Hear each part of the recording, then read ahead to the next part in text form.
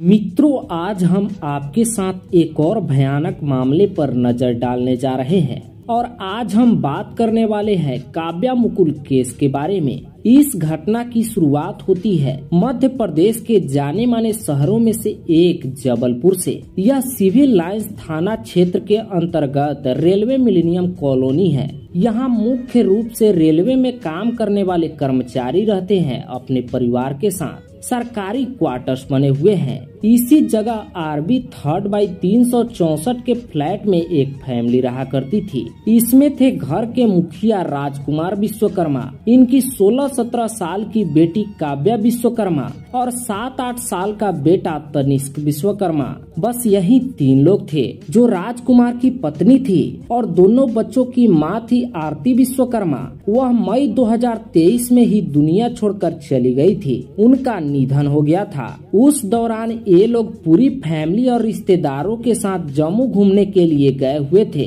वहाँ कटरा इलाके में आरती की अचानक तबीयत खराब हो जाती है, जिसके बाद हार्ट अटैक से उनका देहांत हो गया था। यह परिवार मूल रूप से MP के नर्मदापुरम के पपरिया इलाके का रहने वाला था, लेकिन जबलपुर में अपने नौकरी के कारण रहा करते थे। पिता राजकुमार विश्वकर्मा रेलवे विभाग में कार्यालय अधीक्षक थे। इनकी पोस्टिंग जबलपुर में ही थी। बच्चे भी यहीं पर रहकर पढ़ाई करते थे। मां की मृत्यु ने पिता को काफी ज्यादा दुखी कर दिया था। बच्चे भी काफी ज्यादा दुखी हो गए थे। यहाँ जबलपुर में तो रोज सुबह राजकुमार को 9 बजे ही ड्यूटी पर जाना पड़ जाता था, फिर शाम को 6 बजे के करीब ही घर पे लौट पाते थे। बच्चे भी स्कूल से आने के बाद घर पर अकेला रहते थे। कहीं अकेला रहकर माँ की याद बच्चे को परेशान न करे, अकेला महसूस न करे, इसीलिए पिता ने इन्हें पिपरिया भेज दिया था। खुद भी छुट्टी लेकर वहीं पर चले गए थे।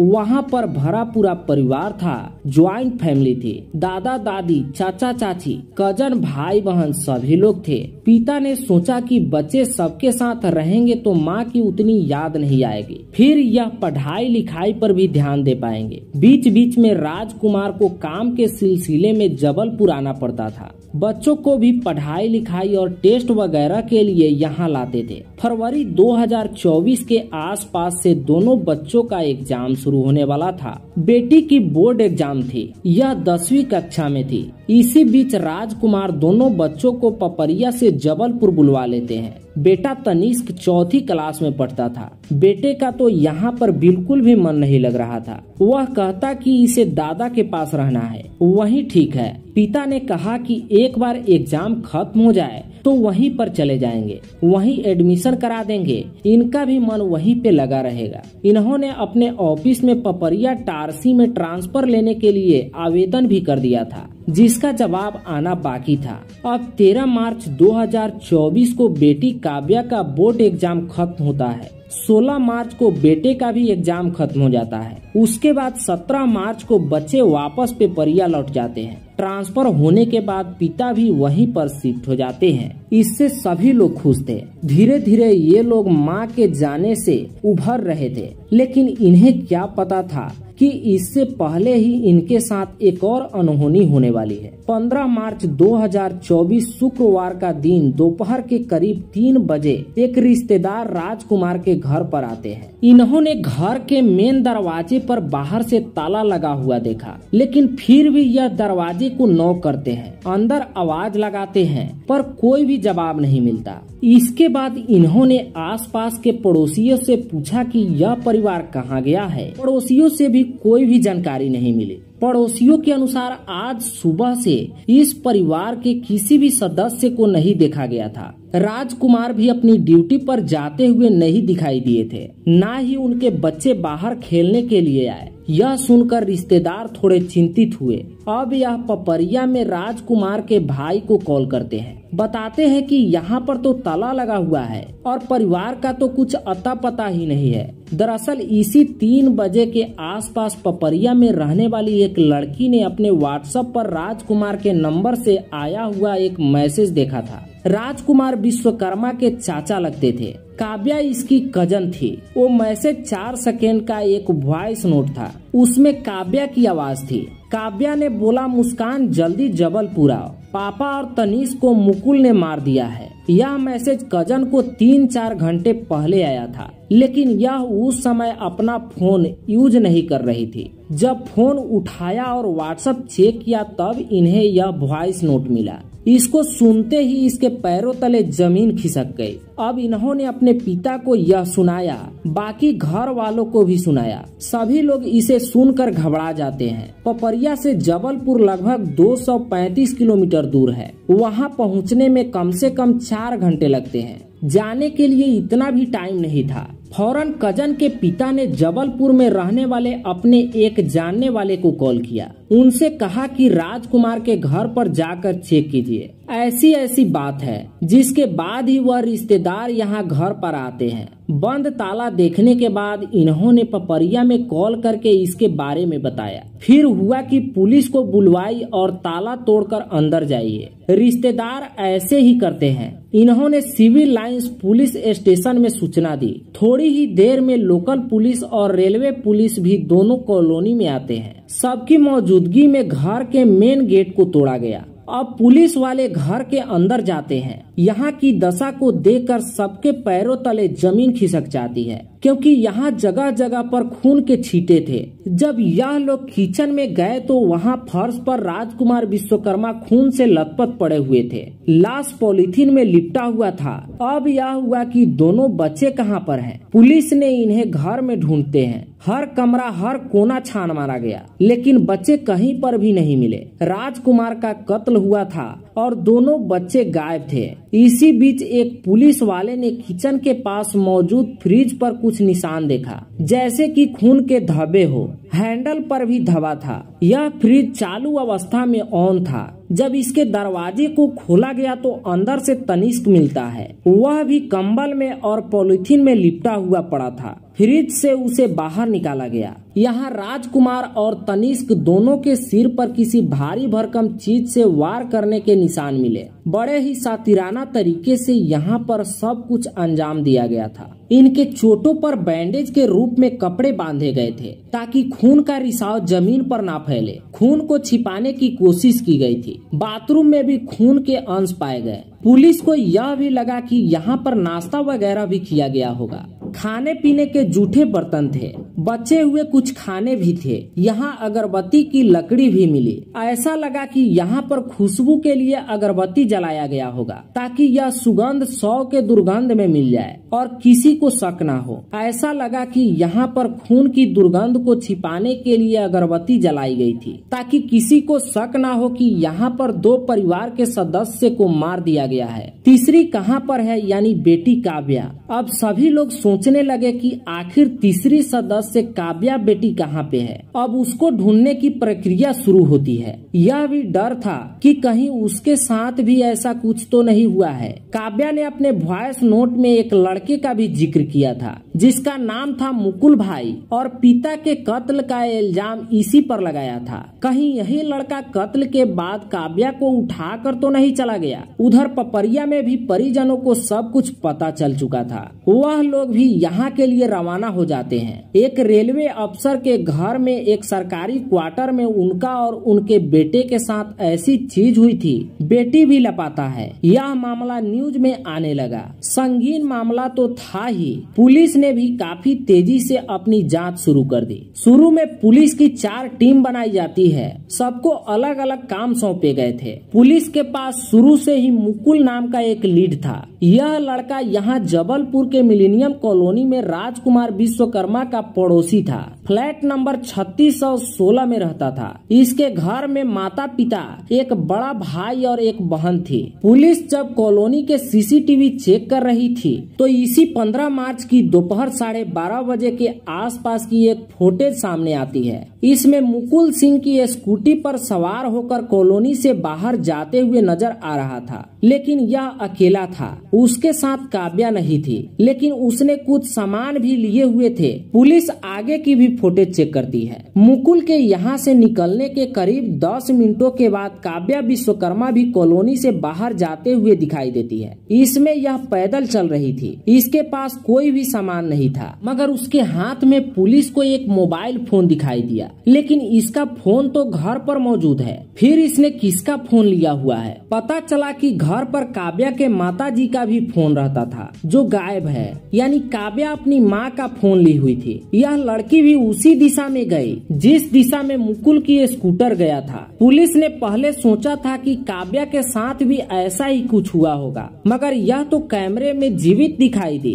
जिस दिशा में दोनों बारी बारी गए थे, पुलिस ने वहां के रास्तों के फोटो चेक किए। यह स्कूटी पास के railway station Madan Mahal railway station गई थी। जब पुलिस रेलवे स्टेशन के फोटो चेक करती है तो वहां के पार्किंग एरिया में मुकुल सिंह के साथ काव्या उसकी स्कूटी पर बैठी हुई नजर आती है। यह दोनों कॉलोनी से अलग अलग निकले थे, मगर यहाँ रेलवे स्टेशन के कैमरे में एक साथ दिखाई दिए। काव्या स्कूटी से उतरती है, फिर मुकुल ने स्कूटी को पार्क कर दिया। उसके बाद दोनों रेलवे स्टेशन के अंदर चले जाते हैं ट्रेन पकड़ने के लिए। इतना देखते ही पुलिस रेलवे स्टेशन की पार्किंग एरिया में चली गई। वहां से स्कूटी को बरामद कर लिया। पुलिस ने उस समय के दौरान आने जाने वाली जितनी भी ट्रेनें थी उसके बारे में पता किया। साथ ही रेलवे स्टेशन के अंदर की फोटोज को भी चेक करते हैं। आखिर यह लोग किस ट्रेन में बैठे होंगे? पुलिस और परिजनों को लगा कि मुकुल लड़की पर दबाव बनाकर उसको अपने साथ ले जा रहा है, क्योंकि इसके पीछे बहुत बड़ा एक रीजन था। परिजनों के अनुसार सितंबर 2023 में मुकुल काव्या को लेकर गायब हो गया था। पिता राजकुमार ने सिविल पुलिस स्टेशन मुकुल के खिलाफ बेटी के अपहरण के लिए FIR भी दर्ज कराई थी। 2 दिन तक तलाश करने के बाद पुलिस भेड़ाघाट में काव्या को रेस्क्यू करती है। लड़की 16 साल की थी और लड़का 21 साल का था। नाबालिग बच्ची को इतनी भी समझ नहीं थी कि वह खुद से निर्णय ले सके। मुकुल ने उसको बहला फुसलाकर अपने साथ ट्रेन से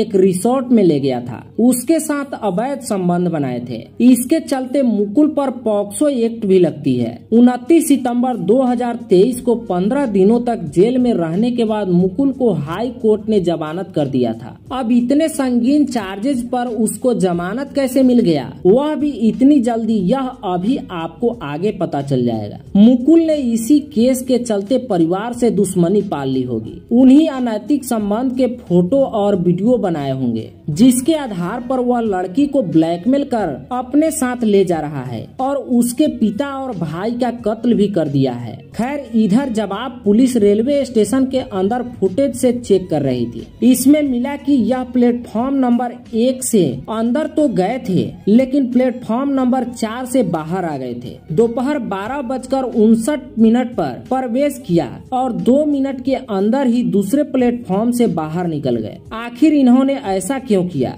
यह भी काफी जटिल सवाल था। ऐसे ही पुलिस CCTV के जरिए मुकुल और काव्या का पीछा कर रही थी। स्टेशन से बाहर निकलने के बाद दोनों बस स्टॉप पर जाते हुए दिखाई दिए। यह एक पीली रंग की बस में जाकर बैठते हैं जिस पर कृष्ण कुंज लिखा हुआ था। अब पुलिस इस बस के ड्राइवर और कंडक्टर के बारे में पता करती है। कई सारी टीम्स बनाई गई। 4 टीमें तो परिजनों और पड़ोसियों से पूछताछ कर रही थी। 100 को पोस्टमार्टम के लिए अस्पताल भिजवा दिया गया था। आगे 16 मार्च को इनका पोस्टमार्टम होता है। इधर पुलिस उस बस के बारे में पता कर लेती है। उसके कंडक्टर से पूछा गया, वह इन दोनों को पहचान जाता है कि हाँ, यह दोनों उसी बस में बैठे थे। उसने अपने रिकॉर्ड चेक किए, बताया कि लड़का और लड़की ने कटनी तक की टिकट कराई थी। मगर बस जब आधारताल नामक जगह पर पहुंची तो दोनों बस को रुकाकर वहीं पर उतर जाते हैं। कहते हैं कि दवाई लेनी है। अब पुलिस की टीम आधारताल गई, वहां के कैमरे चेक किए। अलग अलग बसों के ड्राइवर और कंडक्टर से पूछताछ किया गया। एक दूसरी बस मिल जाता है जिसमें दोनों वापस से बैठे थे कटनी जाने के लिए। कटनी जाने के लिए इस बस में भी कटनी तक की टिकट कटाई थी, मगर ये दोनों चालाकी से बीच में ही सिहोरा नामक जगह पर उतर जाते हैं। अब पुलिस सिहोरा आ गई, वहां पर पता किया कि कौन से बस में वह लोग बैठे होंगे। अब यहाँ पर भी एक बस मिलता है। जिसमें दोनों बैठे थे कटनी जाने के लिए। यह लोग इसी बस से कटनी तक भी जाते हैं। जबलपुर से कटनी बस लगभग 95 किलोमीटर दूर है। एक बस से डायरेक्ट ही जा सकते हैं। फिर भी यहाँ मुकुल ने काव्या के साथ 3 बस चेंज की। अब ऐसा क्यों किया? कटनी के बाद पुलिस इन्हें ट्रेस नहीं कर पाती है। यह लोग कटनी में ऐसी जगह पर उतरे जहाँ ना तो कोई कैमरा था और ना ही कोई भीड़ भाड़ थी, इसलिए यहाँ से यह गायब हो गए। पुलिस की खोजथाम यहीं पर ठहर जाती है। काव्या अपनी माँ का फोन लेकर गई थी जो कि स्विच ऑफ था। मुकुल ने भी कोई और नंबर ले रखा था, उसका भी फोन स्विच ऑफ था। अब इन दोनों की लोकेशन कैसे पता किया जाए? फिर भी पुलिस ने इनके फोन को सर्विलांस पर रख दिया है। बैंक अकाउंट पर भी नजर रखा जाने लगा क्योंकि काव्या अपने पिता के एटीएम कार्ड भी लेकर गई थी। मुकुल के घर पर भी जाकर पूछताछ किया जाता है। परिजनों में से यहाँ घर पर मुकुल के बड़े भाई थे। मुकुल के पिता आरपी सिंह कहीं गए हुए थे और माँ और बहन तो 22 फरवरी से ही नानी के घर आगरा गई हुई थी जो कि उत्तर प्रदेश में है। आरपी सिंह मूल रूप से मथुरा के रहने वाले थे। इन दोनों जगहों का पता चलते ही पुलिस ने मथुरा और आगरा के साथ अयोध्या और वाराणसी पुलिस से भी बात किया। क्या पता कि मुकुल काव्या को लेकर वहीं पर गया हो। मुकुल के बारे में थोड़ा और बात करें तो उसने 12वीं तक पढ़ाई की थी। वह भी पढ़ाई जैसे तैसे किया था क्योंकि इसका पढ़ाई में बिल्कुल भी मन नहीं लगता था। इसका ज्यादातर समय जिम में बीतता था, एक्सरसाइज करते हुए। मुकुल को मॉडलिंग का भी बहुत शौक था। यह सोशल मीडिया पर भी काफी एक्टिव रहता था। अपनी बॉडी बिल्डिंग की फोटो वगैरह अपलोड करता था। 12वीं कक्षा की पूरी होने के बाद पिता ने इसे आगे की पढ़ाई के लिए विशाखापट्टनम भेज दिया। पिता भी रेलवे में कर्मचारी थे।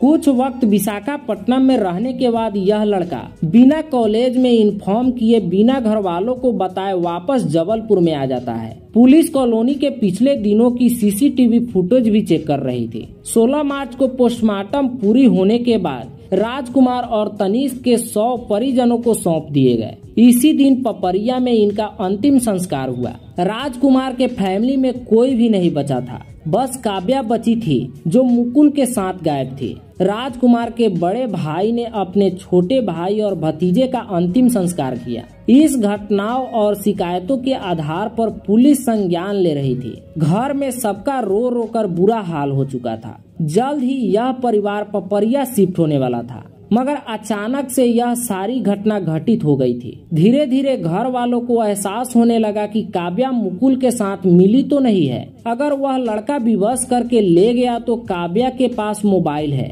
वह कॉल तो कर सकती थी, आसपास चल रहे लोगों से मदद तो ले सकती थी। मगर फोटो के अनुसार वह लड़की उस लड़के के साथ आराम से चल रही है, कभी उसके पीछे पीछे चल रही है। उसके पास कई बार मौका था मुकुल के चंगुल से भागने का, लेकिन वह उसके साथ ही थी। उनके चलने के अंदाज से लग रहा था कि दोनों साथ में है, साजिश में एक साथ थे।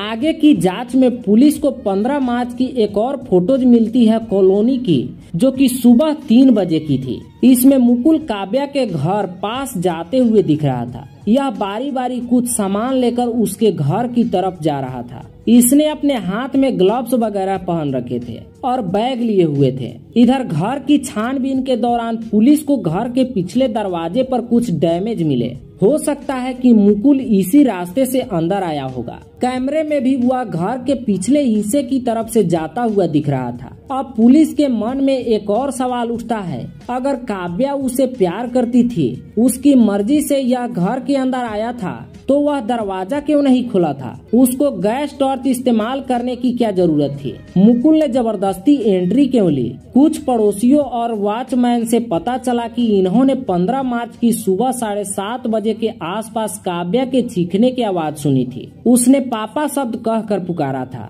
वह भी काफी जोर से। यह लोग भागकर उसके दरवाजे पर जाते हैं, दरवाजे को खटखटाते हैं क्योंकि आवाज केवल एक ही बार आया था। हो सकता है कि बेटी ने कुछ देख लिया हो, किसी कीड़े वगैरह से डर गई हो। आगे 9 बजे दूध वाला भी घर पर आता है। पुलिस ने दूध वाले से बात की, मगर उस दिन काव्या ने ही दूध लिया। वैसे माँ के जाने के बाद दोनों बच्चों की देखभाल पिता ही किया करते थे। इन्होंने कोई कुक या मेड नहीं रखा था, सब कुछ खुद ही करते थे। बच्चों के लिए नाश्ता बनाते, टिफिन तैयार करते, शाम को घर जाकर डिनर पकाते, सफाई करते। पड़ोसियों के बयान से पुलिस को समझ में आया कि हत्या उसी समय हुई होगी जब काव्या ने चीखा था, यानी 7:30 से 8 बजे के आसपास। उसने अपना वॉइस मैसेज कजन को करीब 12 बजे के आसपास भेजा था। यह घर से निकली थी 12:40 के आसपास, यानी हत्या के बाद कई घंटों तक मुकुल और काव्या उसी घर में थे। इन दोनों ने आराम से नाश्ता वगैरह भी बना कर खाया था। जब इन्हें लगा कि अब घर से निकल जाना चाहिए तो काव्या अपने कजन को मैसेज भेज कर निकलती है। एक बार किसी सिक्योरिटी गार्ड ने काव्या और मुकुल को अकेले में देख लिया था। इन्होंने दोनों को पकड़ा और फटकार लगाई। काव्या से कहा कि तुम्हारे पिता को सब कुछ बता देंगे। मुकुल को थप्पड़ भी जड़ दिया था। फिर काव्या अपने पिता से उस सिक्योरिटी के बारे में झूठ कहती है कि उसने इसका हाथ पकड़ा था, बदतमीजी की थी। इससे राजकुमार ने सिक्योरिटी गार्ड पर खूब गुस्सा किया था और कहा कि जेल भिजवा देंगे। इसके चलते वो सिक्योरिटी गार्ड नौकरी छोड़कर चले जाते हैं। मुकुल के भाई से पता चला कि जब मुकुल के ऊपर पोस्टो 1 लगा और वह जेल में रहा, फिर जब जेल से बाहर आया तो वह पहले से ज्यादा गुस्सैल हो चुका था। ढंग से किसी से बात भी नहीं करता था। कॉलोनी के बच्चों से भी बात करना बंद कर दिया था। वह कुछ बाहरी लड़कों से दोस्ती करने लगा था जो कॉलोनी में आकर घूमती थी। इसके चलते पड़ोसियों ने मुकुल के माता पिता से शिकायत भी की थी और पड़ोसियों ने उसके माता पिता से बोला था कि अपने मुकुल से कहिए कि वह कॉलोनी में दूसरे लड़कों को ना बुलाए। जेल से निकलने के बाद मुकुल को मूवीज देखने का शौक हो गया था। वह तेलुगु, तमिल, मलयालम जैसी भाषाओं की मूवीज हिंदी डब्ड में देखा करता था। खास तौर पर उसे क्राइम थ्रिलर मूवीज ज्यादा पसंद आने लगी थी। कहीं ऐसा तो नहीं कि वह इसी मूवीज से हत्या के आइडिया ले रहा था, कहीं भागने का प्लान तो नहीं बना रहा था। थोड़ी छानबीन करने पर पुलिस को ऐसे ही कुछ मूवीज मिलती है।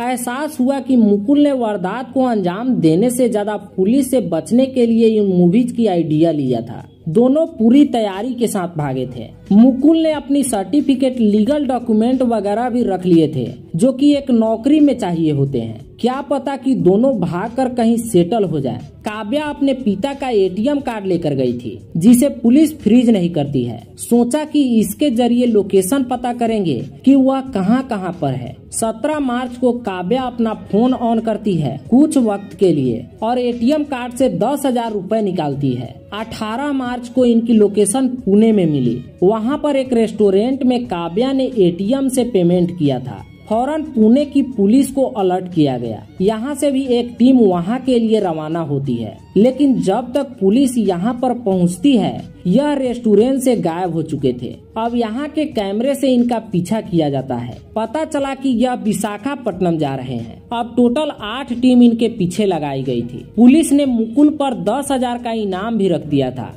देश के अलग अलग राज्यों की पुलिस को अलर्ट किया जाता है। पोस्टर छपवाए जाते हैं। सोशल मीडिया पर तो पहले से ही इनके खबरें चलाई जा रही थी। यह दोनों कभी बस में, कभी ट्रेन में, यहाँ तक कि बाइक से भी ट्रेवल करते थे। इनकी लोकेशन नेपाल और बांग्लादेश की बॉर्डर पर मिलती थी। वहाँ की पुलिस को भी अलर्ट कर दिया जाता है। इनकी लोकेशन जबलपुर के बाद कटनी, इंदौर, पूरे कालाबुर्गी, ओडिशा के कई जिले, कोलकाता, गुवाहाटी, वाराणसी, मथुरा की श्री कृष्ण जन्मभूमि जैसे अलग अलग लोकेशन में सीसीटीवी कैमरों में कैद हुए थे। फिर वृंदावन, चंडीगढ़, अमृतसर, हरिद्वार भी गए थे। अभी तक लगभग 60 से 65 दिन बीत चुके थे, यानी करीब 2 महीने, लेकिन पुलिस इन तक पहुंच नहीं पाई थी। अब तारीख आती है 28 मई 2024। हरिद्वार के एक सरकारी हॉस्पिटल में उनके कंपाउंड से रक्षा समिति के एक महिला पुलिसकर्मी गुजर रही थी। इन्होंने एक बेंच पर किसी लड़कों को सोते हुए देखा। उसके साथ एक लड़का भी था। यह पास जाकर उनको ध्यान से देखती है। पता चला कि यह दोनों तो वही हैं जिनकी तस्वीरें सोशल मीडिया पर पोस्टर के रूप में पूरे देश में सर्कुलेट हो रही थी। इन्होंने आसपास के लोगों को बुलाया।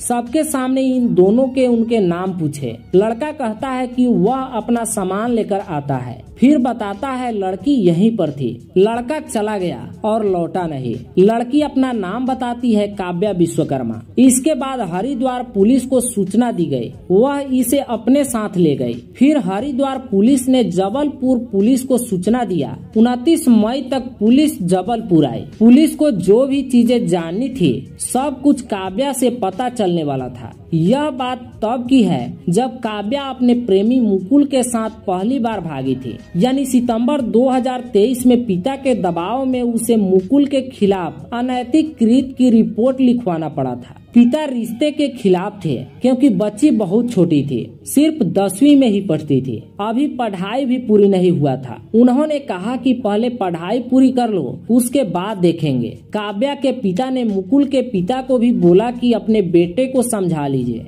बेटी ने कोर्ट में मुकुल के समर्थन में बयान दिया था कि वह अपनी मर्जी से भागी थी, जो भी हुआ दोनों के सहमति से हुआ था। इसके चलते 500 का पर्सनल बॉन्ड लेकर मुकुल को जमानत मिल गई थी। मोटे तौर पर अदालत इसलिए पैसे लेती है ताकि आरोपी फरार न हो जाए। बेल की प्रक्रिया पूरी होने के बाद पैसे लौटा दिए जाते हैं। एक तरह से यह एक सिक्योरिटी डिपॉजिट होता है। जब मुकुल 15 दिन जेल में रहने के बाद बाहर आया तो इससे दूर करने के लिए पिता ने काव्या को पिपरिया भेज दिया था। वहाँ पर अपनी भतीजी से भी कहा कि इस पर ध्यान रखना, मुकुल से बातचीत न करे। लेकिन मुकुल और काव्या मौज नामक एक ऐप पर एक दूसरे से बात करते थे। अब वह अपने पिता से ज्यादा मुकुल के साथ रहना चाहती थी। यह अपने पिता से परेशान हो चुकी थी। मुकुल ने इसको कहा कि हमारे प्यार के बीच एक दीवार खड़ी है जिसे हमेशा के लिए हटा देना चाहिए। काव्या भी बिना कोई सवाल किए, बिना विरोध किए अपने पिता के कत्ल के लिए मान जाती है। इसके बाद दोनों मिलकर प्लान बनाते हैं। मुकुल ने अलग अलग भाषाओं की Hindi dubbed crime thriller movie देखी। यह कई तरह के सामान ऑनलाइन मंगवाता है और भी दूसरे औजार वगैरह। साथ में 2 चॉपर नाइफ भी ऑर्डर किए। यह तो बाजार जाकर भी खरीद सकता था, मगर इसने ऐसा नहीं किया, कहीं आगे चलकर दुकानदार पुलिस को बता न दे। मुकुल ने कॉलोनी में रेकी की वॉचमैन को भी देखता था कि कब कौन सा वॉचमैन ड्यूटी पूरा होने के बाद कब जाता है। इसे पता चला कि रात में कोई भी वॉचमैन पूरी तरह से ड्यूटी नहीं देता है। इसका मतलब कि यह रात में काव्या के घर पर जा सकता है। इसे यह भी पता था कि यहाँ पर कैमरे लगे हुए हैं, मगर यह उसका कुछ भी नहीं कर सकता था। यह लड़का जो भी ऑनलाइन ऑर्डर करता था उसे पास के रेलवे स्टेशन पर बुलाता था। जब पार्सल आने वाला होता था तो वह स्टेशन पर ही जाकर ले लेता था। सामान रिसीव करने के बाद यह उसे गैराज में रख देता था जहां पर उसकी स्कूटी पार्क थी। यह गैस स्टोव चलाने का तरीका भी सीखता था। ऑनलाइन इसे पता था कि काव्या का एग्जाम होने वाला है, वह जबलपुर जरूर आएगी और एग्जाम जब खत्म होगा तो वापस चली जाएगी। उससे पहले कुछ करना है। जब एग्जाम शुरू हुआ तो वह आती भी है। घटना से पहले 2 दिनों तक यानी 13 और 14 मार्च को काव्या और मुकुल सुबह 11 बजे भेड़ा घाट गए थे और शाम को 4 बजे लौटे थे। यानी पिता के ऑफिस जाने के बाद से लेकर उनके घर लौटने के पहले तक के समय में मुकुल और काव्या एक दूसरे से मिले थे। 2 दिन दोनों आपस में मिलकर प्लान डिस्कस कर रहे थे। फिर 15 मार्च की सुबह में करीब 3 बजे मुकुल सारे सामान लेकर काव्या के घर जाता है, जो भी इसने ऑर्डर करके मंगवाए थे। काव्या ने पीछे का दरवाजा खुला रखा था, जिसके बाद मुकुल सामान लेकर अंदर आता है और बाथरूम में छिपा देता है,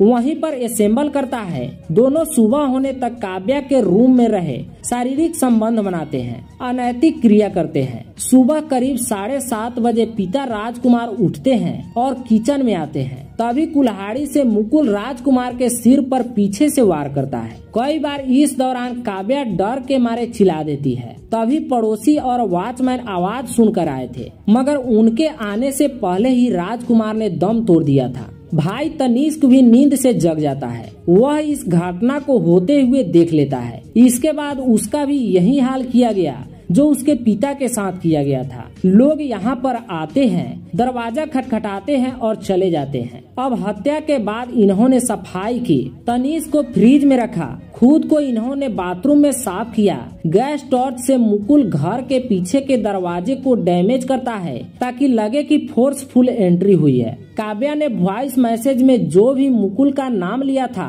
वो भी प्लान का एक हिस्सा था। मुकुल ने कहा कि सारा ब्लेम यही लेगा ताकि कोई तुम पर शक न करे। इसके बाद उन्होंने शारीरिक भूख मिटाई, फिर खाना बनाकर खाया। यह घर में ही रहे। फिर आगे 12:30 में यहाँ से निकल गए। अगरबत्ती भी जलाकर रख दिया था ताकि दुर्गंध बाहर तक न फैले, क्योंकि यहाँ पर कैमरे भी लगे थे। तो पुलिस को गुमराह करने के लिए बारी बारी कॉलोनी से निकलते हैं। खुद का फोन भी नहीं ले गए ताकि पुलिस लोकेट न कर सके। हत्या में उपयोग किए गए हथियार को साथ ले गए थे। रेलवे स्टेशन पर भी जाकर गुमराह किया कि ट्रेन से भागने वाले हैं, लेकिन वहां से बस से चले गए, वह भी 3 बजे चेंज करके ताकि पुलिस इतने में उलझी रहे। कटनी के बाद यह इंदौर जाते हैं। जब तक इसके पास पैसे थे यह ऐश करते रहे, अलग अलग जगहों पर जाते रहे। मुंबई से गोवा तक इन्होंने फ्लाइट में सफर किया। जब एटीएम से 1.5 लाख रुपए निकल गए और पुलिस कुछ न कर पाई, तब अकाउंट को फ्रीज कर दिया जाता है। अब दोनों को पैसों की कमी होने लगी थी। यह ट्रेन में सफर करने लगे, वह भी बिना टिकट के।